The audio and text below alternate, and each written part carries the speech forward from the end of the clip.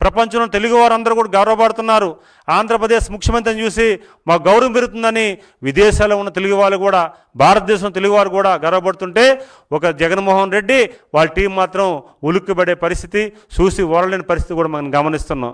మీరు కూడా తెలుగువారే, రండి, గౌరవించండి. పక్క రాష్ట్రాల్లో చాలామంది ప్రతిపక్ష నాయకులు ఉన్నారు, ప్రతిపక్ష పార్టీలు ఉన్నాయి. ఏదైనా రాష్ట్ర అభివృద్ధి కావాలంటే అందరూ కలిసికట్టుకు వెళ్తున్నారు. ఈ రాష్ట్రం కోసం కూడా మీరు రండి.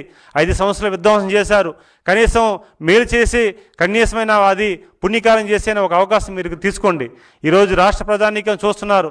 ఈరోజు మీరు 11 మంది సభ్యులు ఉన్నారు. 11 మంది సభ్యులు అంటే మీకేం అవమానమా? లేకపోతే 11 మంది సభ్యులు ఉన్నారంటే మీకేం ఉలుకుపోట? ఇది ప్రజలు ఇచ్చిన తీర్పు. ఈరోజు మేము లేకపోతే మా నాయకుడు, మేము మా యువ నాయకుడు నారా లోకేష్ గారు చెప్తున్న మాటలు కాదు, ప్రజానీకం చెప్తున్నారు.